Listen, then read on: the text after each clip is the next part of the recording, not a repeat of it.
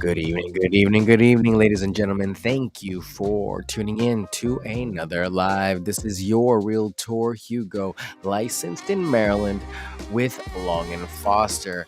As always, we are here to talk about another topic in the real estate industry. And today it's unlocking the secrets to smart lease negotiations live. So if you know anyone that would benefit from checking out a live such as this, feel free and share the live with them. We're on all major platforms on YouTube, LinkedIn, Facebook, twitch.com, and X. So if you have any questions, comments, concerns, as always, feel free and share them. We are here to help. And like I said earlier, I am Hugo Quintanilla, a licensed realtor in Maryland. So feel free and connect. That's what I'm here for. I am here to help you get closer to your dreams of home ownership as well as also get you onto the right path for you. Sometimes home ownership is not ideal for everyone. Sometimes you're just starting out on your search for a new property and it might not be the best decision for you to just jump out there and buy a home. Right now, it's really quite unaffordable for a lot of people, but does not mean that it is impossible. But this month in particular, we're going to be talking about leasing. And as always, if you know anyone that's looking for a lease, I can help you with that. I can help you buy, sell, lease, or invest in real estate. So just let me know. And but today we're going to be talking a little bit more about some smart negotiation tactics that you can use, and on the matter of the landlord versus the tenant, there are a few different things that you can do, and we'll talk about a few of those points. So, number one, talking about tenants first, understand your lease. Start by reading your lease thoroughly. It's not just paperwork, it's the rules you're agreeing to live by. Make sure you understand every term and condition before you sign. The lease is binding, it's legally committing, and it can be enforced by a court of law in the jurisdiction that it's written. So it needs to be written in the jurisdiction that it's being, I guess, upheld is the proper word for that. And that's really, what it applies for, the jurisdiction. You can't write a California contract in Maryland. It doesn't work like that. It has to be a Maryland contract in Maryland. Also, understand what you're signing. What happens if? What happens then? What happens where? What happens what? Ask these questions. Find out exactly what it means in the terms of the lease, because a little bit of questioning, a little bit of just putting that out there can save you a lot of headache in the future, complications in trying to get out of this lease, and penalty fees if you do need to get out of this lease early, or if, for example, unaware of maybe a potential clause that might be written inside of the lease. Number two, know your rights. Every state has different laws. In Maryland, for example, you have rights around security deposits, eviction processes, and more. Know these rights and ensure you're not being taken advantage of. I would love to think that everyone out there has the best, how do you say, the best intentions in mind for everyone, but that's far from the case. We see it all the time, scams on, very reputable sites that make it seem like these properties are available when they're really not. So it can be devastating. You give money out to a property or a property manager, and this person or this organization, this entity doesn't even exist. It can truly be devastating to lose your money. So make sure that you know what you're entitled to, what the rules are in your local jurisdiction in your area. For example, we were talking about Maryland. Here in Maryland, there are security deposit rights. For example, they can't charge you more than 2 months security deposit, and they must return security deposits within 45 days and have written, itemized, reasons for why security deposits are being withheld, if they are indeed being withheld. Eviction processes are also have a timeline of set points that the landlord has to touch on before a proper eviction can take place. It could take months to get a tenant out of a property. That's why, more than anything, you see so much scrutiny at the application level. Especially after lockdown, we've seen a more thorough search of financials for most clients, just because of the way the systems have been beefed up, and also the concern that most landlords are having of possibly having a tenant in the property that might not be able to afford the property come 3 months from now. Number three, negotiate rent. The rent price isn't always set in stone. If you have good credit or can sign a longer lease, ask if there's wiggle room on the price. It never hurts to ask. And it truly never hurts to ask. I will preface it by saying that if you're going into a situation in the market that we're in right now, for example, you're going to go see a place that's $4,000 a month. Don't walk in there expecting to get that place reduced down to $1,500 a month. You're going to be wasting a lot of time, and really people are going to look at you sideways. I know and understand that haggling and bartering and trading of services for rent and agreements on rent are common in other cultures. Hey, I'll fix the house if you reduce the rent and stuff like that. Again, these are all things that in real estate that are all negotiable. But, and I always say, but you should always have anything that you do in writing. Anything that you commit to should be on both parties and should be signed for by both parties. And keep in mind that none of that is actually covered by the contract. What we're strictly talking about is what the county itself has set up to protect you. So use those things. Now, when it comes to negotiating rents, be cognizant of what is going on around you. Understand the market.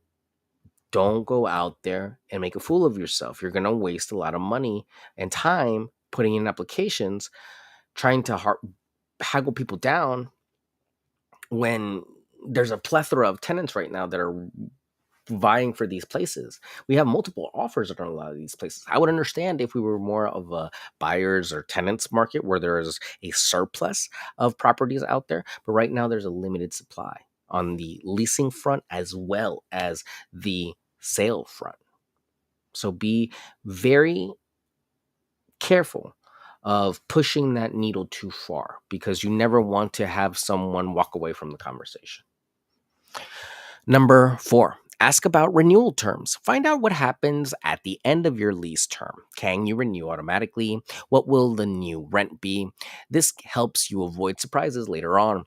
In the GCAR lease, the Greater Capital Area Association of Realtors lease, there is a clause that specifies termination. Number 25. I actually just looked over it today. So it's very fresh in my mind.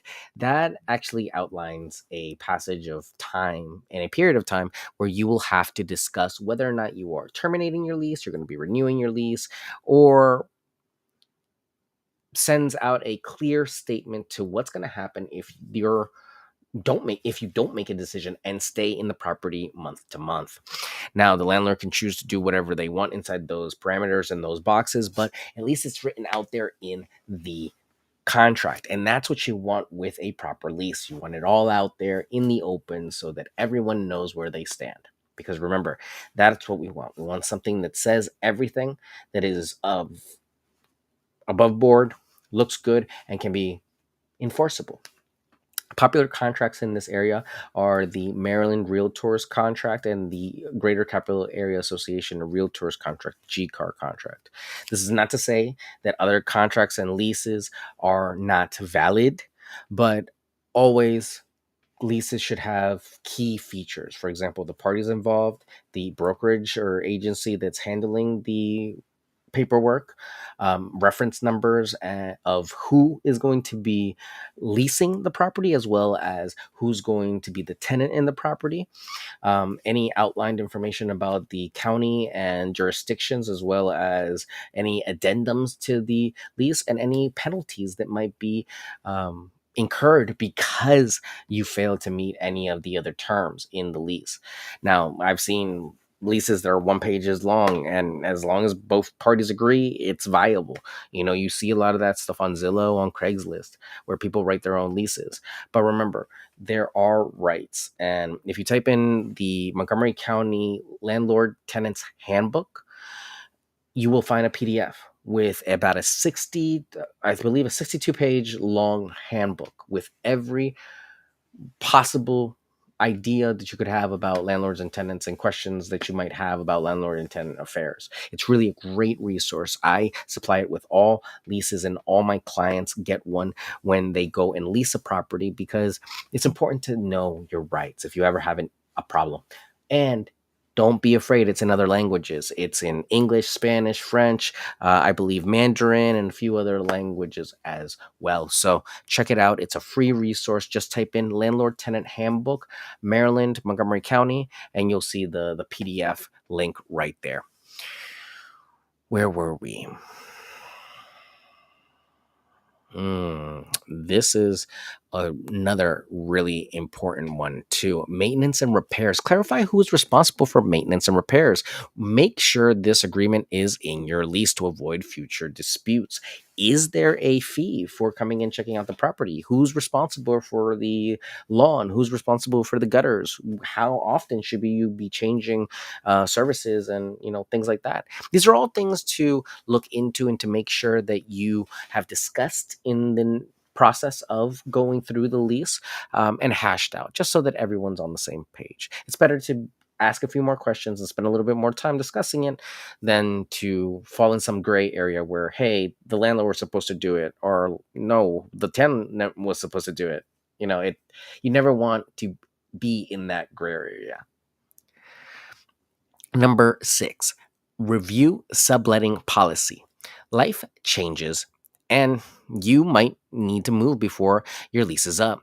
Check if you can sublet your apartment and the conditions around it. Now, what subletting is basically you still are responsible for the lease 100%. But it is permissible, with proper approval from the landlord, for you to lease to another tenant underneath you. Typically, they have to go through the same process of verification through application, as well as ID, and as well as a few other things as well, when it comes to the process of paying the fees that you did when you leased. But ultimately, it's a great solution where you could potentially make some money off of the property. Now, there are their own issues with subletting. As always, you are responsible for the property. So if something happens to the property, it doesn't matter if you're not living there, you're still on the hook for it. Make sure that you are being very serious about who's subletting this property, because it's your ultimate behind on the on the line. And at the end of the day, subletting can really damage a relationship, because you were entrusted this property and now you're entrusting it to someone else. There's some landlords that don't mind as long as they go through the same verification process that you did and vetting process. But some landlords have a big problem with it. They believe that it is a great way for people to capitalize on their properties, and they might feel a little bit taken advantage of. So clarify, make sure that you talk this over before slipping someone in there, and make sure that if there are going to be any new occupants to the property, that you're taking your time to discuss that with your landlord, especially if they're going to be there over 30 days. Number 7, understanding the security deposit. Know what your security deposit covers and how you can ensure its return when you move out. Take pictures of the apartment when you move in as a record. I highly recommend this. I take pictures during the walkthrough. I document it with notes, as well as a property condition form that we fill out to just jot down everything that is of concern. It always helps to have video as well, in a common place where everyone can access for multiple years at a time. And what I'm talking about is, somewhere safe in your records, like a OneDrive or a Dropbox, that you know where it's going to be, because when you need it, you'll need it. But most often, when a tenant is conscious and, aware and checking out this stuff, it's very rare that they'll have something to really worry about. It's only really the tenants that forget to do the maintenance, that they're living in a leased property that truly need to be corrected and shown those pictures later on. Now, number 8. Look for blah, blah, blah. Look for hidden fee. Oh, actually, one last point on the security deposit front. Security deposits need to be returned. They are a separate fund from rent and don't fall under rent. They are supposed to be held in a different account and need to be returned. If they are not returned in full, there needs to be an explanation as to why, with an actual estimate of the work to be done. You can't just say like, "Hey, I'm going to take all of your security deposit because there's a, you know, shoe mark on the floor in the master bedroom." It doesn't really work like that. You have to really be conscious of normal wear and tear and what the security deposit could really help to improve if the property is damaged beyond normal wear and tear. And the county itself outlines normal wear and tear as the usual and common use of a property and degradation of that property over time. So, number 8, going back to looking for hidden fees. Watch out for hidden fees like pet fees, amenity fees, or move in fees. Ask for all potential charges up front. This outlining of the fees can really, again, help you to not incur an extra charge. It can also be negotiable because if you have great credit, great credentials, and great references, you can really use this as a bargaining chip. Again, be mindful of the market. Don't lose out on a place because there's a move-in fee. But if it does seem a little too good to be true, or these fees do seem a little bit too steep, then talk about them. Talk them over and see if they are negotiable. They may just be. Some of them are unavoidable, especially during certain situations when you're moving into a building like a move-in fee, but it's always a case-by-case basis, and you just never know if you don't ask. So, number 9, negotiate lease terms. If there's something you don't like in a lease, discuss it. Whether it's guest policies or parking rules, it's better to negotiate before you sign. And that goes with anything. It truly is better to negotiate before you sign. Now, do not self sabotage. Do not, in an attempt to negotiate, in other words, cut your nose off to spite your face. That means don't negotiate so hard that you make the landlord regret selecting you. That could be just a really weird position to be in, I know. But depending on the market, some landlords may really feel like they have a million and one options. And sometimes they don't. It really does vary depending on the home, depending on the situation, depending on a whole series of things. So be mindful that we want to make this a win-win for everyone and a compromise. Don't push again so hard that needle is going to the red line where the landlord's like, you said all this thing about on the application, but now you're negotiating so hard, it really doesn't even make me want to work with you. That pullback can really be difficult. So be as upfront as possible, and once you make a stand and an offer, stand by it. It really does make a difference, and talks and speak up volumes about your word and who you are as a person with your integrity. So that is another big thing that people just notice when they are talking to applicants. Number 10, get everything in writing. Any agreement you make, whether it's repairs, special provisions, or promises from the landlord, should be in writing. There is no other way to say that Maryland is a state where writing is what counts. Text messages don't count, emails barely. So you have to make sure that it is in documented writing because it is form of communication for the purposes of business. Now, there are special provisions, special clauses. I am not a lawyer when it comes to tort law, but I can tell you that when it is in writing, you are a lot more likely to have something that is defendable and can hold somebody accountable versus someone that has nothing and is just unspoken words. So make sure that you're not falling for a trap or falling for victim to a scam, because really leases can be very scary and very dangerous if you don't know what you're signing. So don't be in a rush to sign something that you don't understand. And also don't be too unwilling and unflexible in your position, because everyone needs a place to stay. And rentals, as you know, there are tons of competition in rentals right now. This might not be the market to be so pushy on stances.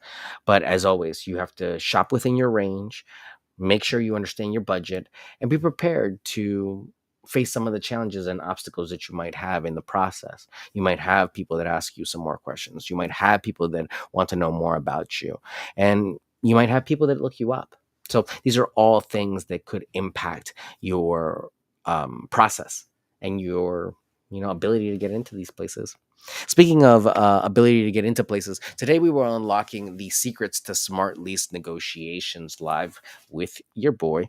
I started off the live talking about understanding the leases. You got to know your rights. So check out the Landlord Tenant Handbook. That was a great resource from Maryland and Montgomery County in particular, in a whole bunch of languages. Negotiate the rent if possible. And remember, you'll never know if you don't ask. Number 4, ask about renewal terms. Know what it's going to take to renew the lease in case you do like it there. Maintenance and repairs. Understand who is responsible for the maintenance of the property. Review subletting policy. Understand what it is and understand if you could do it. Understand the security deposit. Know what it's for. Know what it's going to cover. Know how you're going to get it back. And make sure that you're documenting the property so that you can bring it up to par when you leave. Look for hidden fees. Number 8, make sure that you are aware of all the charges incurred at the property. Number 9, negotiate lease terms. If at all possible, negotiate the lease terms. But again, make sure that you're not pushing that needle a little too hard. And last but not least, get everything in writing to make sure that you have the best chance of defending your position in a court of law. Make sure that everything is in writing. It really will save you a headache. It will be enforceable. It really shows commitment and shows that you went about this in a professional way. It will also protect your security deposit, making almost a sort of paper trail that you had the deposit at one point. So these are all things that go in your favor when it comes to making the most out of this process. And it is a process, so don't get frustrated. It You'd be surprised how close you can get sometimes to getting into that home. It just takes a little perseverance and a little bit of maybe follow up. I know it's difficult to reach out to these landlords and to these companies, but you got to keep going and you got to follow up. There are a million and one applicants that are out there looking for the same places that you are. And if you have a great application and the place works for you, follow it. Make sure that you like the place and just apply, because you never know. And ask questions before you sign. As always, ladies and gentlemen, I appreciate your time. And if you have any questions about leasing, buying, selling, investing in real estate here in Maryland or anywhere in the United States or abroad, feel free and reach out. I do have a WhatsApp number, so feel free and call that. But my regular phone number is 240-389-4846. My email is hugo@lnf.com. And my website is yourrealtorhugo.com, where there's a ton of resources for free that you can check out in case you want to learn more about buying, learn more about leasing, or selling a property. All right. I really do appreciate all of you and your time. And again, I can't thank you enough for watching. Thank you. And for tomorrow, we are going to be talking about understanding security deposits and lease term, because I know that sometimes can be a very contentious thing, the security deposit, and why I don't get it and why I do get it. Oh, it's a whole thing. But we will talk about it tomorrow. So stay tuned. Have a great night. Get some rest. And we'll meet back here tomorrow. Take care. Have a great night.